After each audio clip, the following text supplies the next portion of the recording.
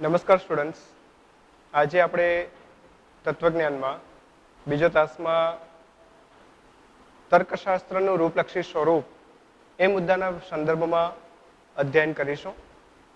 આ પૂર્વે આપણે તર્કશાસ્ત્રના અભ્યાસ વિષય વિશે ચર્ચા કરી હતી અને મનોયત્ન 1.1 લખવા વિશે કહ્યું હતું અને તર્કશાસ્ત્રનું રૂપલક્ષી સ્વરૂપ જે છે તેને વાંચવા માટે કહ્યું હતું.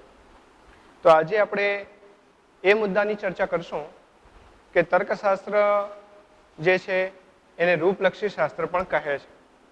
તો શા માટે એને રૂપલક્ષી શાસ્ત્ર કહે છે એના વિશે જોઈએ. તો ગત તાસમાં આપણે જોયું હતું તેમ કે પાશ્ચાત્ય પશ્ચિમીય જે તર્કશાસ્ત્ર છે એ પશ્ચિમી તર્કશાસ્ત્રના આદ્ય પિતા યા આદ્ય સ્થાપક એ એરિસ્ટોટલ છે. એરિસ્ટોટલના મતે કોઈ પણ વસ્તુના વિશે બે રીતે વિચાર કરી શકાય. એક તો એ વસ્તુને જે છે કોઈ પણ વસ્તુને દ્રવ્ય હોય અને બીજી બાબત કે એ વસ્તુને બીજું રૂપ હોય. અર્થાત જે વસ્તુ છે એ વસ્તુ કોઈને કોઈ દ્રવ્ય દ્વારા બનેલી હોય અને જે કોઈને કોઈ દ્રવ્ય દ્વારા જે વસ્તુ બનેલી છે એને કોઈને કોઈ શું હોય? આકાર હોય. એ આકાર જે રહેલો છે જેવા પણ પ્રકારનો આકાર એને જ રૂપ કહે છે. આપણે જોઈએ છીએ દ્રવ્ય ભિન્ન ભિન્ન પ્રકારનું, સોનું, ચાંદી, તાંબુ, શેષો, અન્ય ભિન્ન ભિન્ન, લાકડું, લોખંડ, એવા ભિન્ન ભિન્ન દ્રવ્યો. એ ભિન્ન ભિન્ન દ્રવ્યોથી ભિન્ન ભિન્ન વસ્તુઓ જે નિર્માણ થાય છે પણ એમનો ભિન્ન આપણે બીજી બાબત જોઈએ છે એ વસ્તુનો પણ વળી પાછું શું હોય છે? એક નિશ્ચિત આકાર. આ જે આકાર છે એને શું કહે છે? રૂપ. હવે તર્કશાસ્ત્રમાં એને શા માટે તર્કશાસ્ત્રને રૂપલક્ષી શાસ્ત્ર કહે છે કે તર્કશાસ્ત્રનું રૂપલક્ષી સ્વરૂપ કેવું છે? તો એના સંદર્ભમાં આપણે જોઈએ તો એરિસ્ટોટલે જે કહ્યું તેમ કે કોઈ પણ વસ્તુને દ્રવ્ય હોય છે, આનું મૂલ્યાંકન બે રીતે થાય. એક તો વસ્તુને દ્રવ્ય હોય અને બીજું કે વસ્તુને રૂપ હોય. તો દ્રવ્ય એટલે શું? દ્રવ્ય એટલે કે વસ્તુ જેની બનેલી છે તે, જેની પણ બનેલી છે તે વસ્તુને શું કહીએ છીએ આપણે? જેના દ્વારા જે બની છે એને આપણે દ્રવ્ય કહીએ. જેમ કે લોખંડનું ટેબલ અને લાકડાનું ટેબલ. લોખંડનું ટેબલ અને લાકડાનું ટેબલ એ બંને છે તો ટેબલ, પણ છતાંય આગળ આપણે શબ્દ વાપરીએ છીએ લોખંડ અને લાકડું. તો એક ટેબલ બન્યું છે એના આધારે લાકડાના દ્વારા, તો એનું લાકડું શું થયું? દ્રવ્ય. બીજું ટેબલ બન્યું છે એના દ્વારા? લોખંડ દ્વારા, તો એ શેનું એનું દ્રવ્ય થયું? તો લોખંડ. એવી જ રીતે પ્લાસ્ટિકનું ટેબલ હોય તેનું દ્રવ્ય શું થયું? પ્લાસ્ટિક. તો આ જે પ્લાસ્ટિક, લોખંડ કે જે લાકડું, એ ત્રણેયનું એક જ આકાર છે, એક જ રૂપ છે. કયું? ટેબલ. પણ એનું દ્રવ્ય કયું છે? ભિન્ન ભિન્ન. જેના દ્વારા જે વસ્તુ બની હોય એને શું કહેવામાં આવે છે? દ્રવ્ય. એટલા માટે એની પરિભાષાની વ્યાખ્યામાં આપવામાં આવી કે વસ્તુ જેની બનેલી છે તે. હવે માની લો એક ડસ્ટર છે લાકડાનું. હવે લાકડાનું ડસ્ટર કયું? પ્લાસ્ટિકનું પણ ડસ્ટર આવે છે. તો આમાં જે ડસ્ટર બન્યું છે લાકડાનું, તો એનું ડસ્ટર જે છે આ જે વસ્તુ છે એ વસ્તુનું મૂળ દ્રવ્ય કયું હશે? લાકડું. એવી જ રીતે જો પ્લાસ્ટિકનું બનેલું હોય તેનું મૂળ દ્રવ્ય કયું આવશે? પ્લાસ્ટિક. એટલા માટે એને કહે છે વસ્તુ જેની બનેલી છે તેને દ્રવ્ય કહે છે.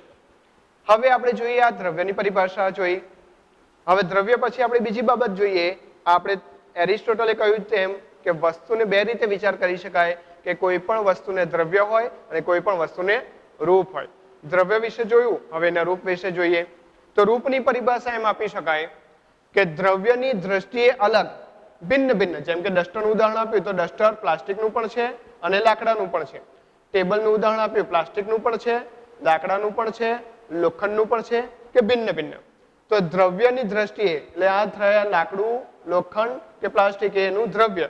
દ્રવ્યની દ્રષ્ટિએ અલગ એવી ઘણી વસ્તુઓમાં જે સમાનપણે રહેલું છે તે. હવે સમાનપણે શું રહેલું છે? તો ટેબલનું રૂપ, લાકડું છે, લોખંડ છે કે પ્લાસ્ટિક છે કે બીજી અન્ય કોઈ પણ દ્રવ્ય. તો એનું જે છે કે જે નિર્માણ થયેલું છે આકાર, એ આકાર કયો છે? ટેબલનો. તો આ ટેબલ જે છે એનું શું થયું? રૂપ થયું. એટલા માટે એની પરિભાષા એમાં આપવામાં આવી કે જે દ્રવ્યની દ્રષ્ટિએ અલગ છે પણ આકારની દ્રષ્ટિએ એ વસ્તુમાં શું છે? સમાન પણ રહેલું. અલગ છે એવી ઘણી વસ્તુમાં જે સમાનપણે રહેલું છે તે તો સમાનપણે શું રહેલું છે? ટેબલનું રૂપ. એવી જ રીતે આ ડસ્ટરના સંદર્ભમાં જે તમને કહ્યું તેમ કે લાકડાનું પણ છે અને પ્લાસ્ટિકનું પણ છે, પણ બંનેનો જે છે કે દ્રવ્ય અલગ અલગ છે, પણ બંનેનો સમાનતા કઈ? તો ડસ્ટરનો આકાર. એ આકાર જે છે એ એનું શું થયું? રૂપ થયું. તો આ રૂપની પરિભાષા છે. હવે એના પછી આપણે જોઈએ કે તર્કશાસ્ત્રનો અભ્યાસ વિષય આપણે આગળ ના સંદર્ભમાં જોયું હતું પહેલા તાસમાં કે એનો અભ્યાસ વિશે તાર્કિક વિચારણા છે. આ જ તર્કશાસ્ત્રના સંદર્ભમાં દ્રવ્ય અને રૂપના વિશે એક સંતે જે છે નરસિંહ મહેતાએ સરસ આ બંનેના ભેદને સમજાવતા એક પંક્તિ રચી છે. એ પંક્તિના શબ્દો આપની બુકમાં પણ આપેલા છે કે ઘાટ ગળ્યા પછી નામ રૂપ જુજવા, ઘાટ ગળ્યા પછી નામ રૂપ જુજવા, અંતે તો હેમનું હેમ હોય. અર્થાત ઘાટ ગળ્યા, હવે ઘાટ એટલે મનુષ્યના ઘાટ, ઘાટ એટલે આકાર, ઘાટ ગળ્યા પછી નામ રૂપ જુજવા. આ બધાના નામો કેવા છે? અલગ અલગ છે. બધા મનુષ્યો, બધાના ઘાટ જે છે એક સમાન દેખાય છે ખરા, પણ બધાનો થોડો આકાર જોઈશું એક સમાન છે પણ છતાંય અલગ અલગ દેખાય છે અને સાથે એમના નામો અલગ અલગ છે. અંતે તો હેમનું હેમ, હેમ એટલે સોનું.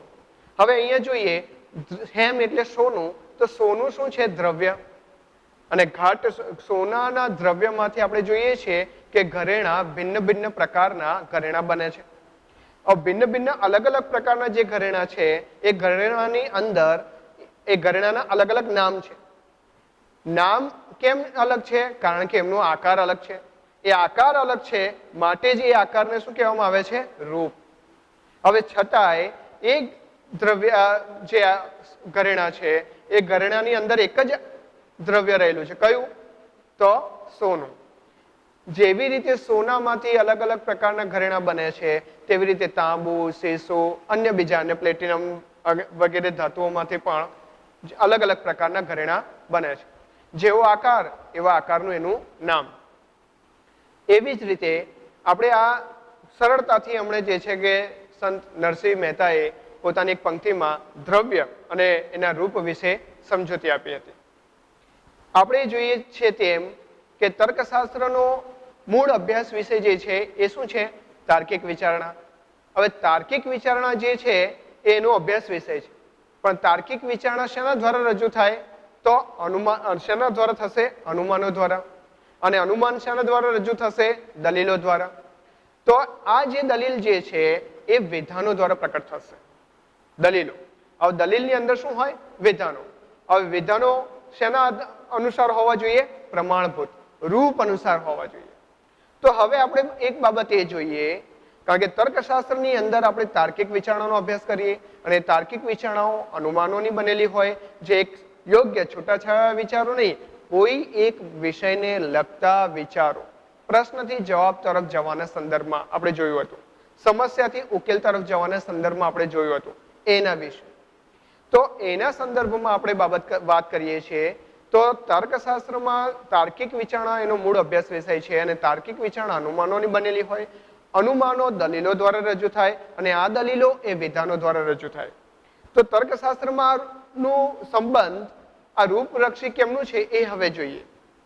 આપણે એક બાબત એ જોઈએ છે કે તર્કશાસ્ત્રના અંદર આપણે વિધાનો જે મૂકીએ, જેમ કે વિષયની દ્રષ્ટિએ ભલે વિધાનો અલગ અલગ છે, ભિન્ન ભિન્ન અલગ અલગ પ્રકારના વિષયો ભલે હોય, જેમ કે ઘરેણા ભિન્ન ભિન્ન પ્રકારના ભલે હોય, પણ એની અંદર એક જ પ્રકારનું દ્રવ્ય હોય સોનું, એક જ પ્રકારનું દ્રવ્ય હોય ચાંદી, એક જ પ્રકારનું દ્રવ્ય હોય તાંબુ, કે એક જ પ્રકારનું દ્રવ્ય હોય પ્લેટિનમ. દ્રવ્ય એક જ પણ એના ઘાટ અલગ અલગ. એવી રીતે રૂપ એક પણ એના વિષયો અલગ અલગ. એવી રીતે તર્કશાસ્ત્રમાં એના વિષયો ભિન્ન ભિન્ન છે પણ એક જ રૂપમાં એ રજૂ થાય છે. એ રૂપને સંદર્ભમાં જોઈએ જે કે સર્વ કવિ કલ્પનાશીલ છે, આ પહેલું વિધાન. અલગ અલગ વિધાનોના વિષયો ભિન્ન ભિન્ન છે પણ એક જ રૂપમાં રજૂ થાય છે એ જોઈ રહ્યા છે. સર્વ કવિ કલ્પનાશીલ છે. બીજું વિધાન, સર્વ દાક્તરો દયાળુ છે. ત્રીજું વિધાન, સર્વ સંતો પરોપકારી છે. અને ચોથું વિધાન, સર્વ વિદ્યાર્થીઓ વિવેકી છે.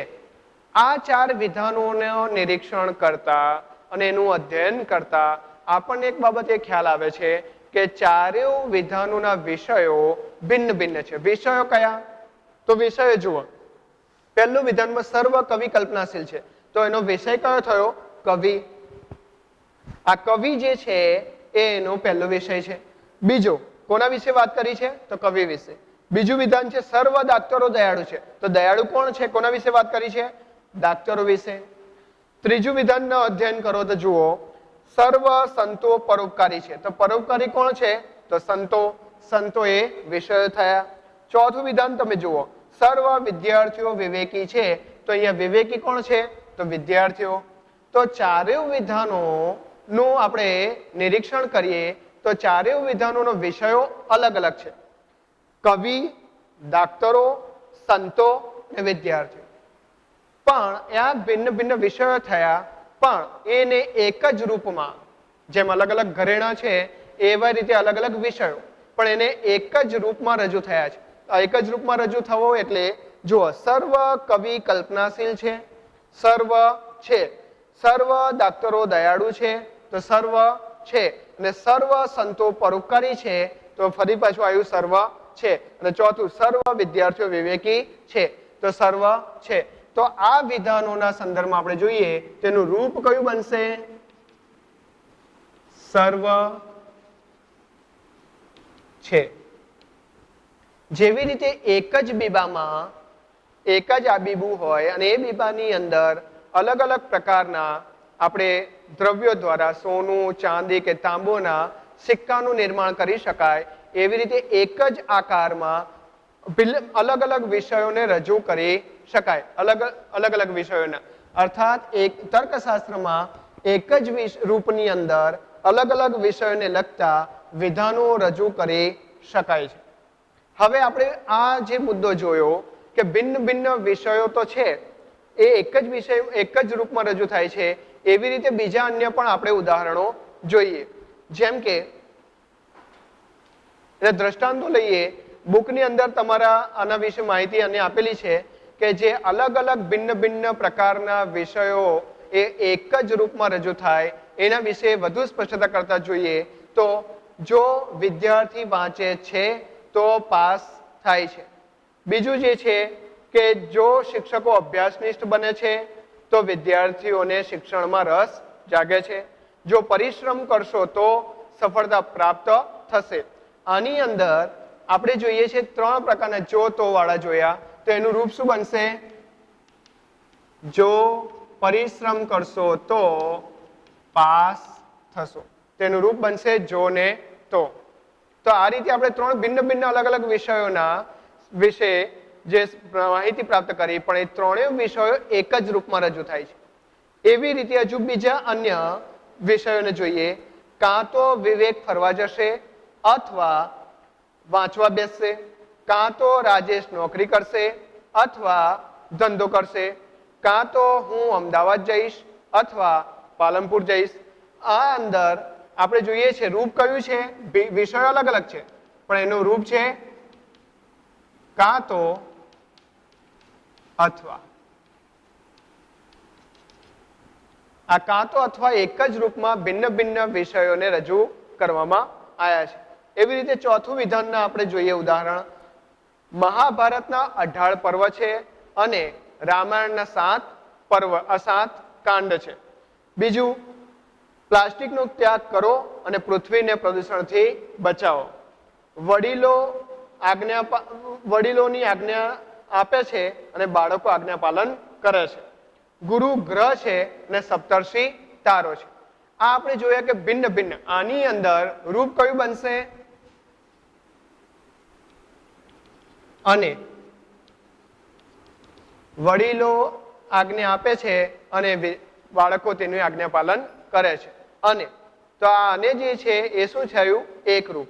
તો એક જ રૂપની અંદર ભિન્ન ભિન્ન અલગ અલગ વિષયોને રજૂ કરી શકાય. હવે એક બાબત આપણે એ જોઈ, અહીંયા વિધાનોને રજૂ કર્યા હતા. વિધાનોને એક જ રૂપની અંદર રજૂ કર્યા હતા. હવે આ જ બાબતને તર્કશાસ્ત્ર તો શું છે, દલીલોનો અભ્યાસ કરે છે. હવે દલીલ એ રૂપ દ્વારા રજૂ થાય. તો આના સંદર્ભમાં લાટા અને મેકબેથ નામના તર્કશાસ્ત્રીએ આ મુદ્દાને વધુ સચોટ રીતે સમજાવવા માટે કહ્યું છે કે આપણે જે રીતે વિચારીએ છીએ તે વિચારણાનું રૂપ થયું અને જેના વિશે વિચારીએ છીએ તે વિચારણાનો વિષય થયો. જેના વિશે, જે મુદ્દા વિશે, જે બાબત વિશે, જે ઘટના વિશે વિચારીએ છીએ એ ઘટના એ શું થયો એનો વિષય, અને જે રીતે વિચારીએ છીએ ઢબથી, એ જે ઢબ જે છે એ આકાર થયો, એનું રૂપ થયું. આ રીતે તર્કશાસ્ત્રની અંદર પણ વિધાનો જે રીતે રૂપમાં આવે છે તેવી રીતે દલીલો પણ શું છે, રૂપમાં રજૂ થાય છે. અને દલીલનું અધ્યયન એ પ્રમાણભૂત છે દલીલ કે અપ્રમાણભૂત છે તે રીતે તર્કશાસ્ત્રમાં તેનો અભ્યાસ થાય છે. માટે હવે આપણે તર્કશાસ્ત્રની અંદર દલીલને જોઈશું. એક દલીલ જોઈએ કે કેવી રીતે રજૂ થઈ છે એક રૂપમાં. છે દલીલ શેમાં? દલીલ આમ રજૂ થશે શેના દ્વારા? વિધાનો દ્વારા. પણ એ વિધાનો કેવા પ્રકારમાં હોવી જોઈએ? રૂપ અનુસારની હોવી જોઈએ. તો હવે લઈએ એક દલીલ.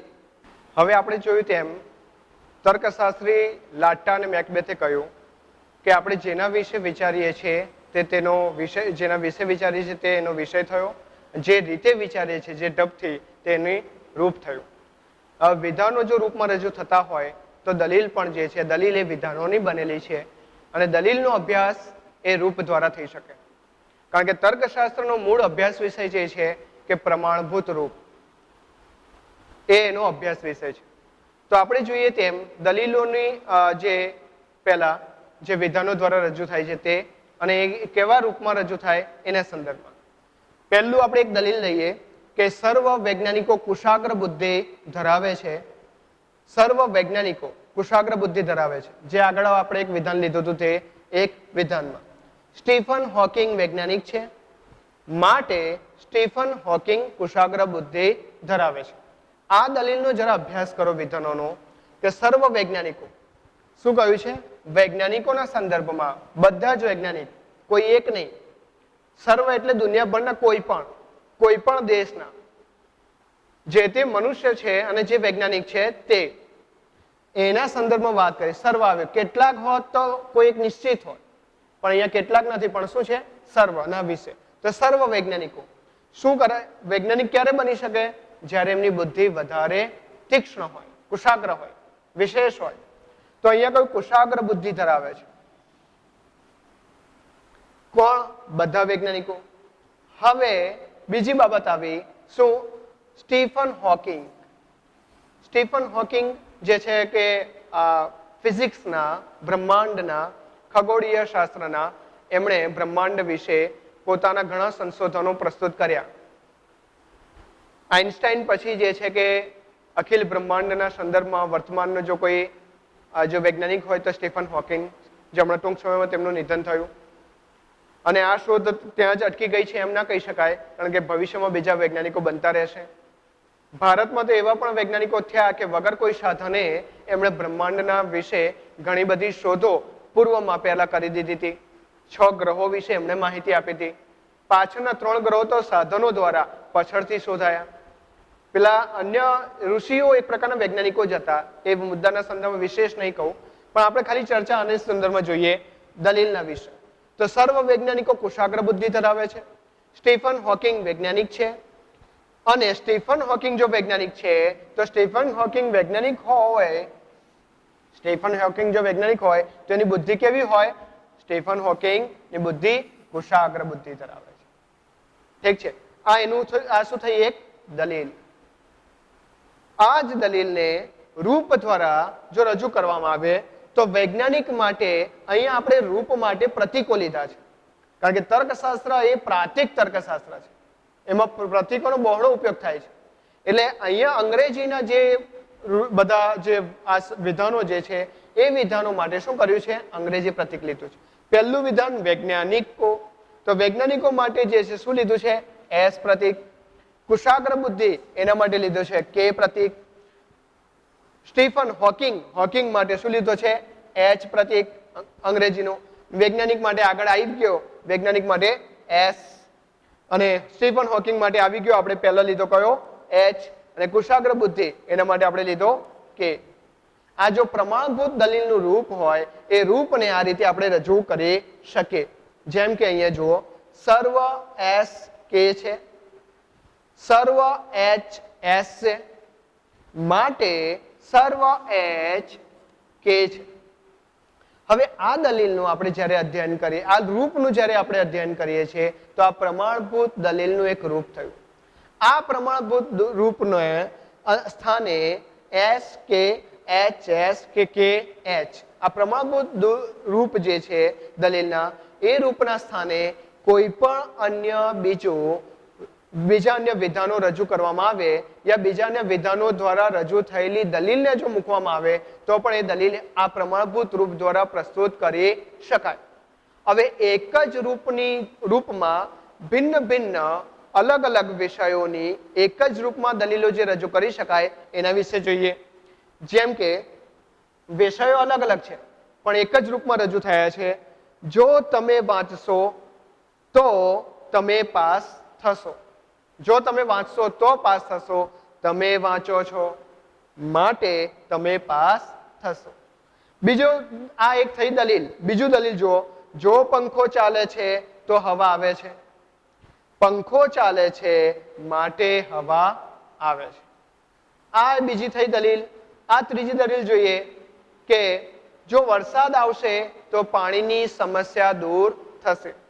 વરસાદ આવે છે માટે પાણીની સમસ્યા દૂર થશે.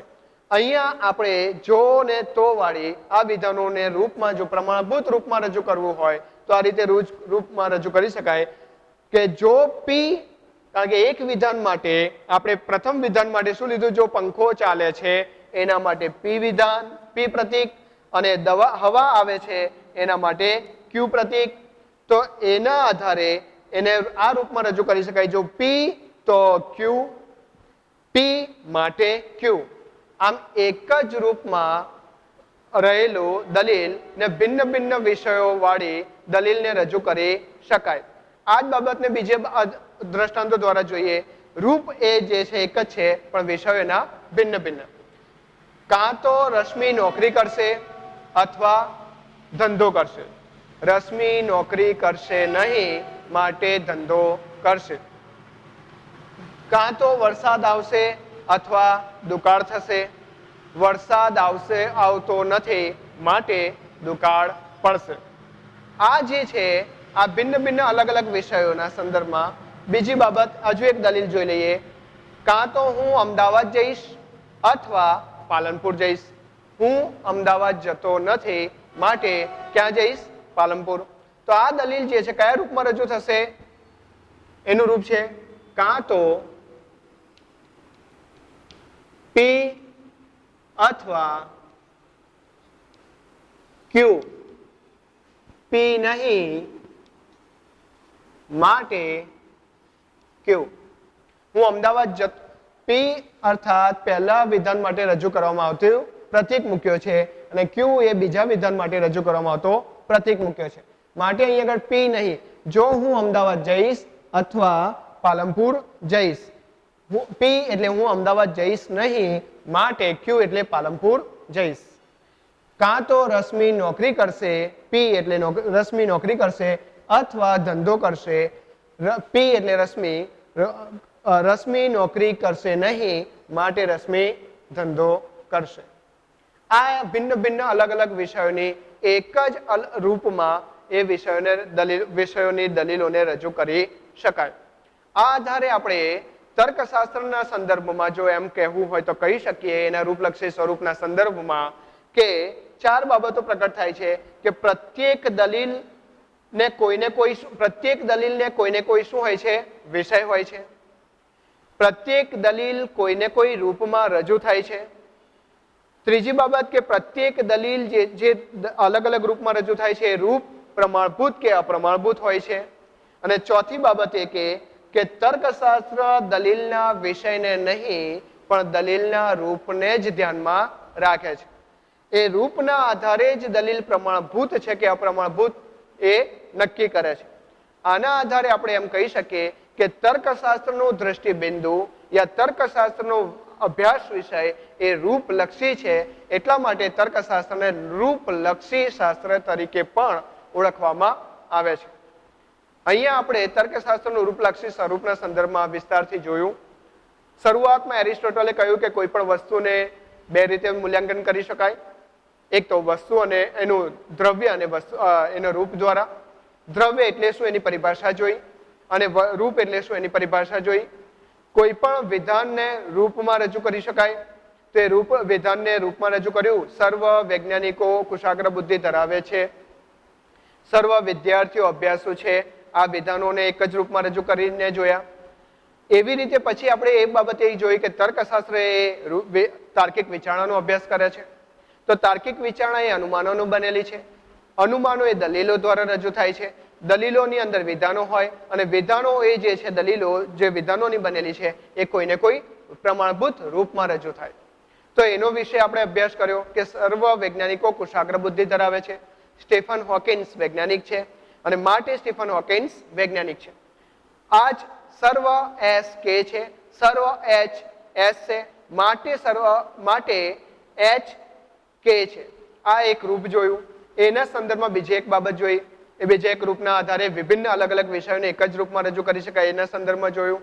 અને અંતે આપણે ચાર બાબતો એ પ્રગટ કરી કે તર્કશાસ્ત્રમાં એક તો તર્કશાસ્ત્રનો જે છે કે દલીલો અલગ અલગ વિષયની હોય, પ્રત્યેક દલીલ રૂપમાં રજૂ થાય અને દલીલ જે છે પ્રમાણભૂત હોય અને દલીલ તર્કશાસ્ત્રી જે છે દલીલના પ્રમાણભૂત રૂપને ધ્યાનમાં રાખે છે. માટે તર્કશાસ્ત્ર એ રૂપલક્ષી શાસ્ત્ર છે.